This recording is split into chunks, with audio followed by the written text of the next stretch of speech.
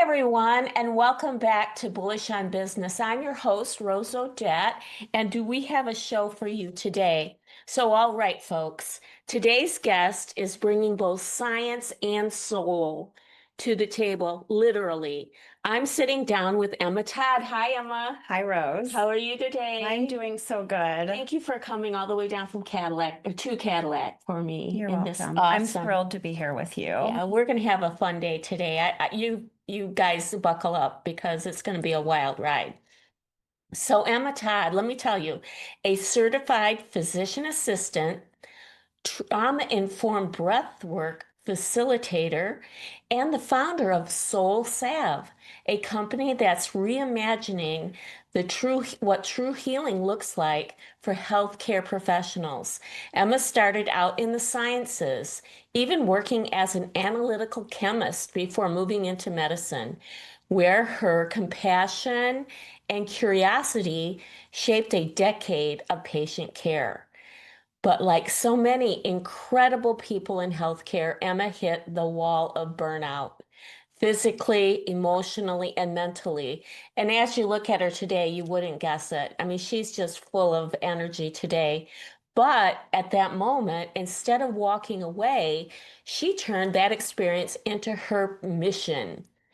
Through Soul Salve, she now hosts burnout retreats for MDs, medical doctors, DO, doctors of osteopathic medicine, physician assistants, PAs, NPs. What's an NP? Nurse practitioner. Oh, nurse practitioner, and RNs, giving caregivers a space to recharge, reconnect, and rediscover their purpose in medicine, all while, get this, hang on, earning continuing education credits, which are so critical to stay licensed.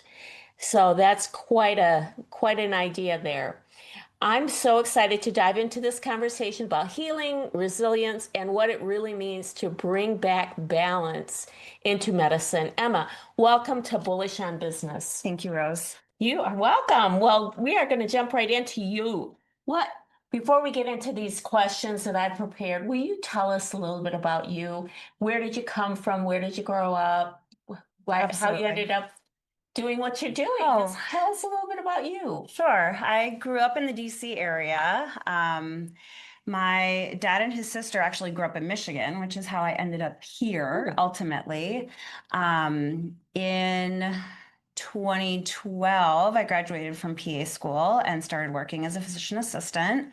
My first job out of PA school was with a solo practice neurosurgeon. So I was essentially his co-surgeon. I did surgery with him and then rounded on patients in the hospital afterwards. I did all of their post-operative care, and I saw patients before we operated on them as well. Wow. Yeah, it was a really, really cool job. So is this brain surgery? We did all spine surgery. Spine surgery, okay. Yeah, but we still very, Yeah. so one little movement. It's so We used to joke millimeters matter, Right. right? And like, Right. it's so true because if you think about just how delicate the anatomy is when you're working right around the spinal cord. There's basically a little sac around there that's the meninges, and that sac is essentially like a water balloon. And so anything that's real pokey can just burst that sac open, which is really bad. You do not want that to happen. Wow. And so, yeah, you have to be really, really, really careful.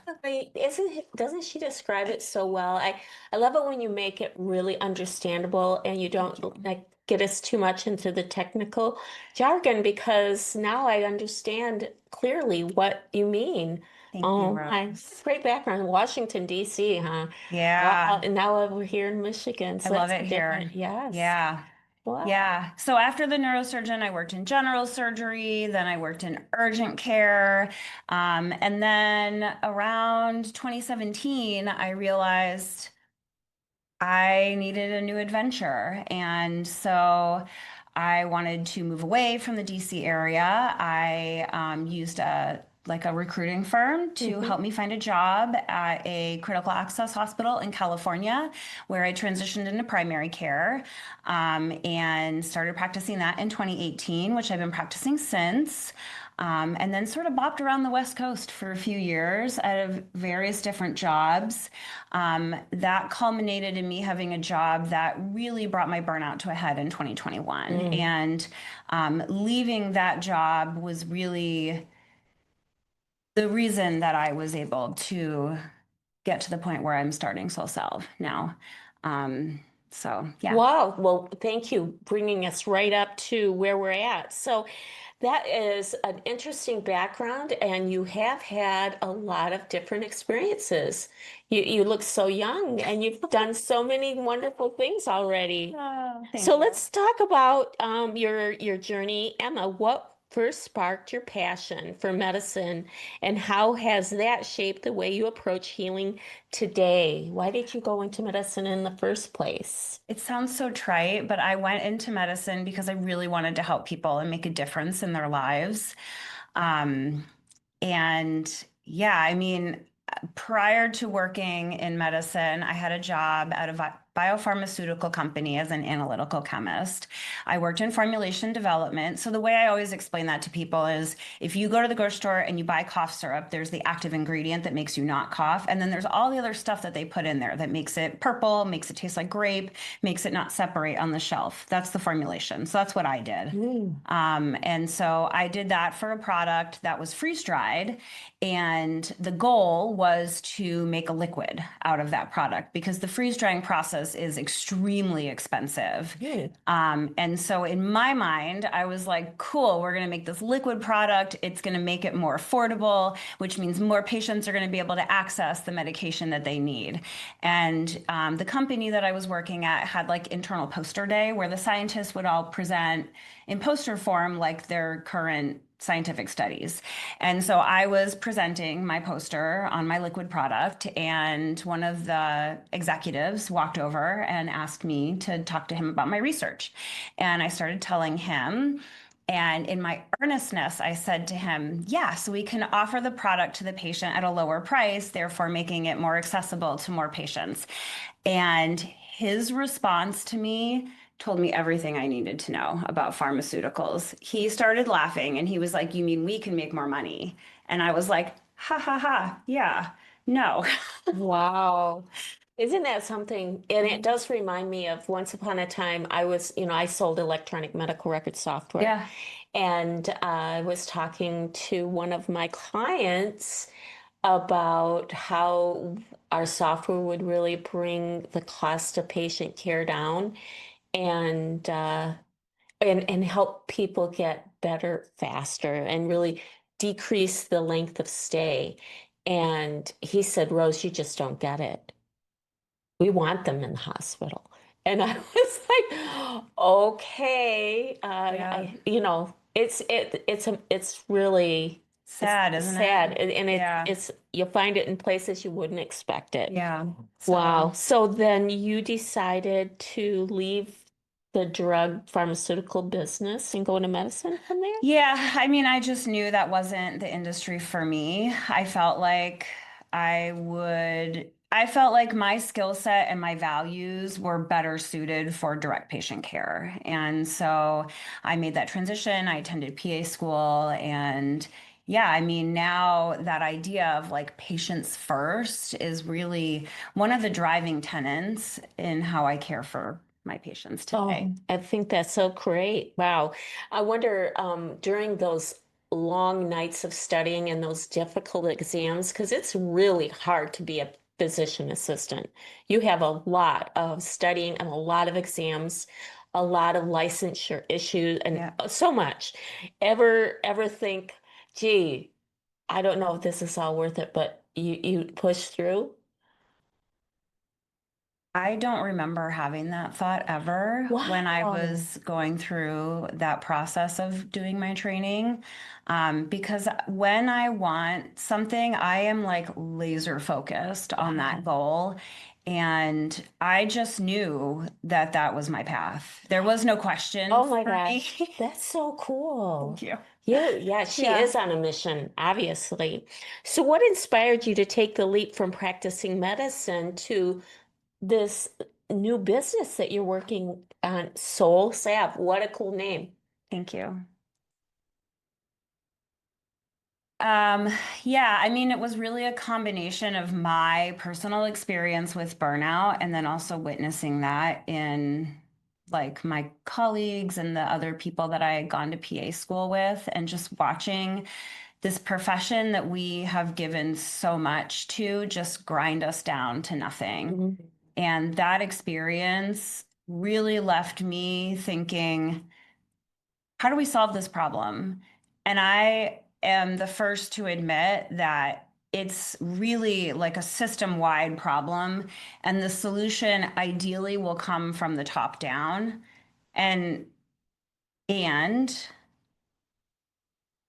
I also want to focus on what I have control over, Mhm. right? And what I have control over is the decision that I make for myself, Mhm. right? So I Mhm. have the power to choose whether I stay in an environment or not, whether I advocate for myself or not, and how I show up there.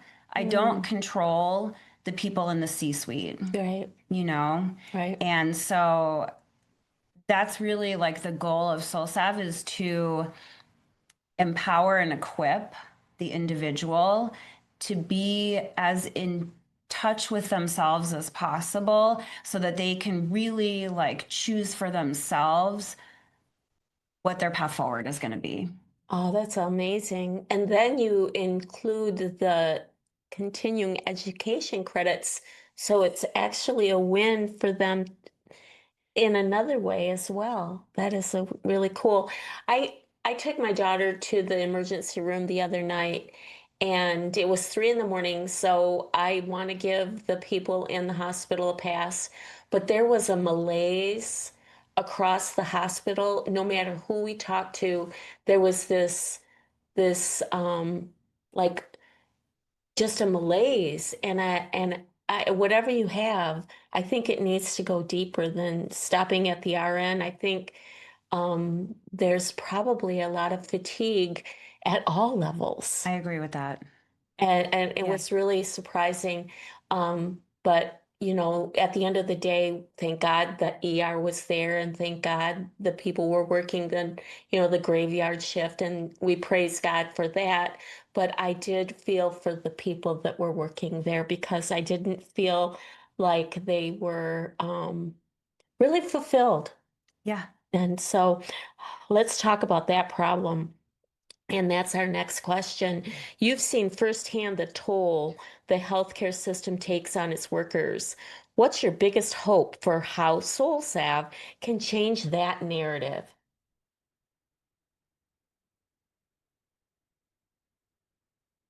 My biggest hope is that people that come to my retreats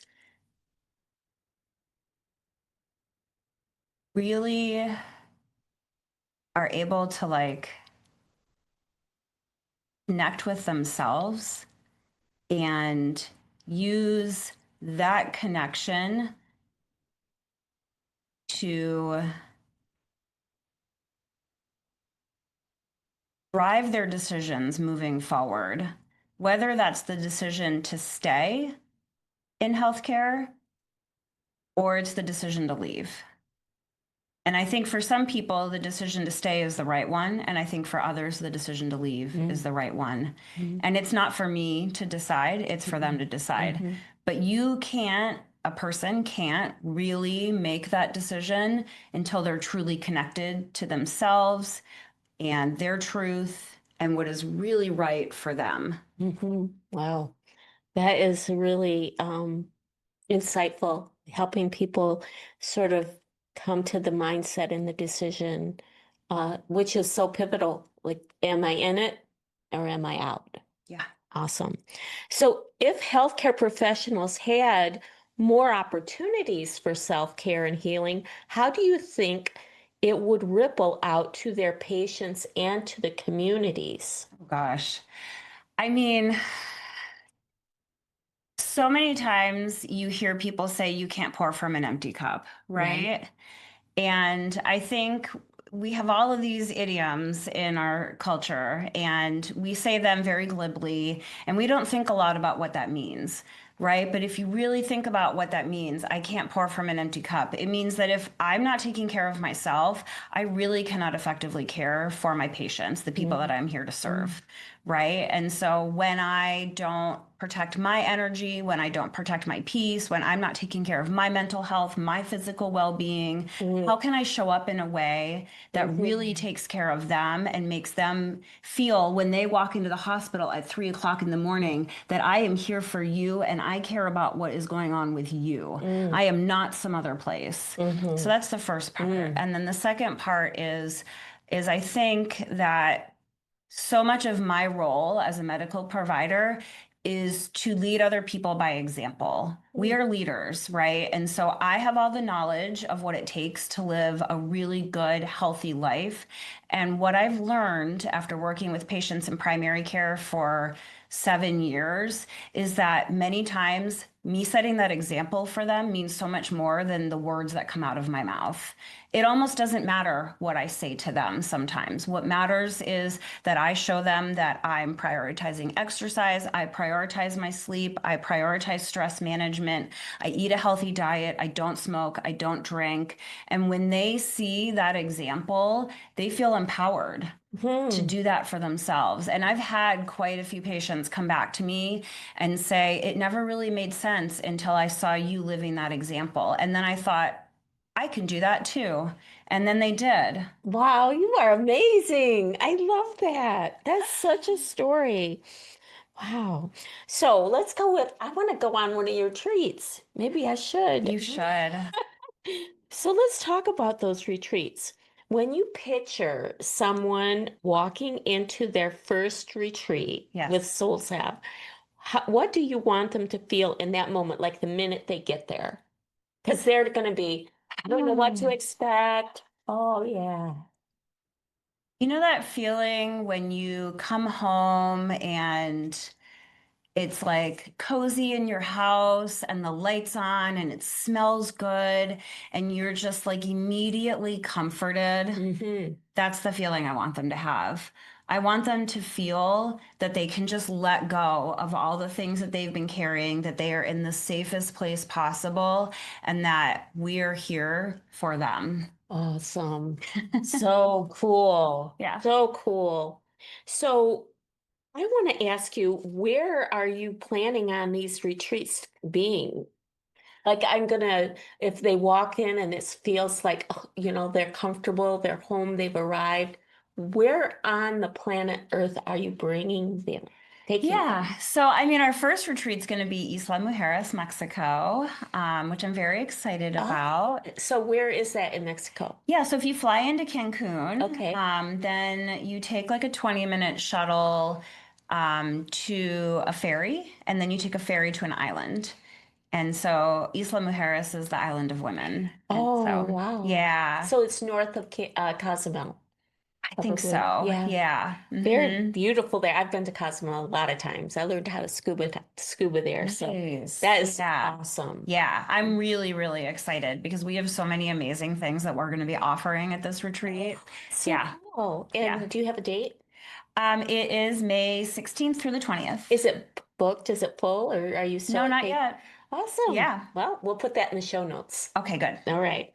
So you're including continuing education credits. Let's dig into that. Okay. How do you envision that helping make SoulSalve a practical and accessible solution for busy professionals? Yeah. The requirements for us to maintain licensure, which means, that we can continue to practice Right. medicine, are really demanding.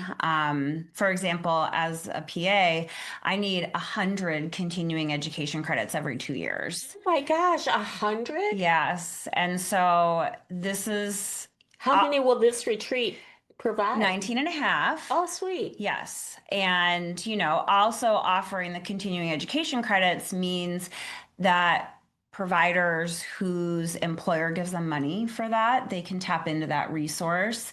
And then they often also have pay time off specifically earmarked for that purpose.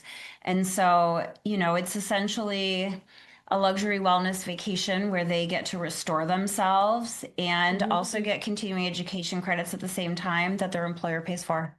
Wow, what a win-win. You're right. Wow, that's amazing. So it sounds like you're going to do breath work, and that'll be central to Yeah. these retreats. What role do you see it playing in helping healthcare workers reconnect with themselves? I think we live in a society that does not prioritize connection with self, right? And Hmm. so when we feel stressed, when we feel overwhelmed, when we feel anxious or depressed, we reach for alcohol, we reach for other drugs, we reach for a medication, we reach for a distraction, whether Hmm. that's food or sex or television or exercise. There's a lot of ways that people basically hide from what they're feeling, True.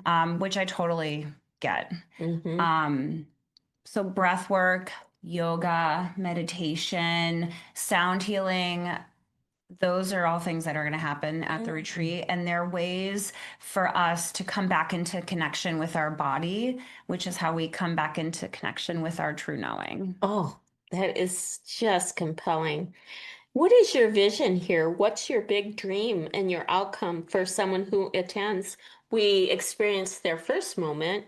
How about when they they retell what's happened afterward?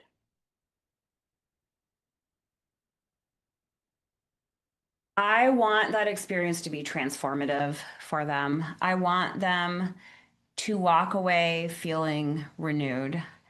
Um, and I want them to be equipped with the skills that they need and the power that they need to do whatever it is they need to do moving forward, Mm-hmm. whether that's continue in their current role Mm-hmm. or reimagine what their life is going to look like.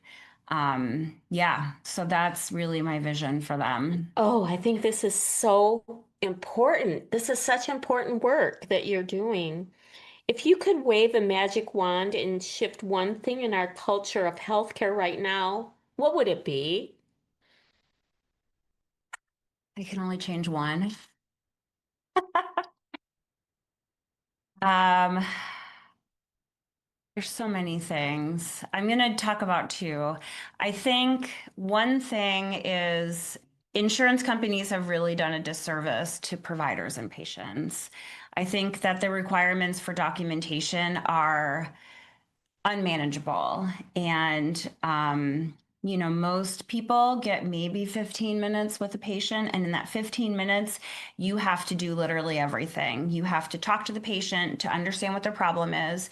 You have to come up with your differential of what's going on with them. You have to explain it to them so that they can understand it.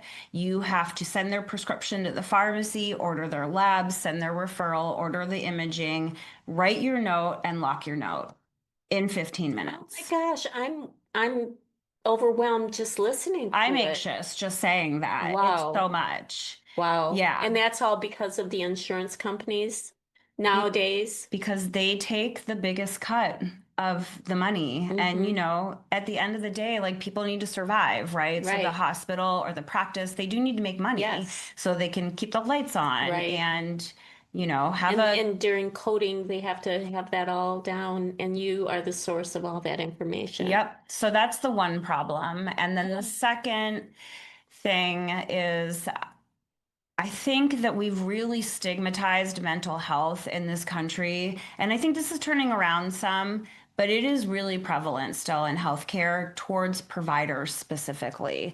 So when I go to obtain a license or renew a license, there are questions that I have to answer about my own mental health. Have I ever sought mental health care? Am I on any medications for mental health care? And Whoa, I'm shocked. it's really stigmatizing. Oh my And gosh. if And you that's the place where they try to, I'm confused. That's like such a double standard, I think. Yeah, Wow. right. So as a provider, I can't say, yeah, I've struggled with anxiety in the past or depression, because if I put that on that application, they could deny me. And now I don't have a medical license and I can't practice medicine. And that is profoundly unfair because what we're telling providers is you admitting that you're a person who needs help, which we all do from time to time, Hmm. is weakness. And I don't agree with that. Oh my gosh, neither do I. I think that when you say I need help, there's great strength in that because it is terrifying to tell another person, I need you to help me. Emma Todd, isn't she amazing? Oh my gosh. Just watch out for this lady. So we're going to look ahead and we're going to go fast forward, zoom, zoom, 5 years ahead. How do you see Soul Salve growing and what impact do you hope it'll have on the healthcare profession as a whole? My vision for Soul Salve is really for it to stay intimate. So I want it to be wildly successful and I want to like maintain that intimacy, right? Because to me, one-on-one connection, this is where it's at, Hmm. right? That's why I came down here today instead of doing this with you virtually because there's magic that There happens is. when we sit in the same space and we share that energy. Yeah. And so I really want to keep it intimate, but I do want it to be successful. What was the second part of your question? I'm sorry. I just wanted, like, you want it to be intimate and you do want it to grow. But if I were to stand back and we're 5 years later and I'm saying, so what impact did you have in a nutshell? Like, if you were to sit back and say, this is what I've accomplished in 5 years and you've moved the needle, what would that look like? I think I'm at the point where, yes, I have an impact on patients when I work with them, but I think my greater impact is I'm working with the providers because every time I help another provider heal, Mm, I'm touching like an exponential number of patients, right? exactly. Because if I have 500 on my panel and that provider has 500 and the other 10 providers also have 500, now I've reached 50,000 Right, patients instead right. of just Oh, the 500 I that, love that vision. That's a yeah. great And vision. so in helping each of them heal and like reach their maximal potential, I'm just expanding I my think that reach. that is so important that you communicate that to your prospects too, because first off, they're going to come because they're needing it. They're depleted. They're looking at, I really want to get balance and I want to really survive. And they may be so enmeshed in that vibe that they don't really see that, hey, and this is going to help your clients and your patients as well. And knowing that that's truly their motive, Yeah. that's something that is something I didn't think of until you brought it up and how you're going to really affect not only change in the healthcare profession, but really that ripple effect down line with those patients and they'll get better care Yeah. in a nutshell. Yes. Wow. Such an amazing show today. So before we wrap it up, Emma, Aw. tell us a little, do you have any last minute words or wisdom or anything you'd like to say before we say goodbye to our audience today? Minute words of wisdom. Oh boy. Hmm.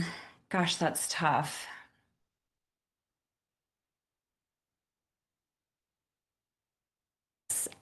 Something that's come up for me recently is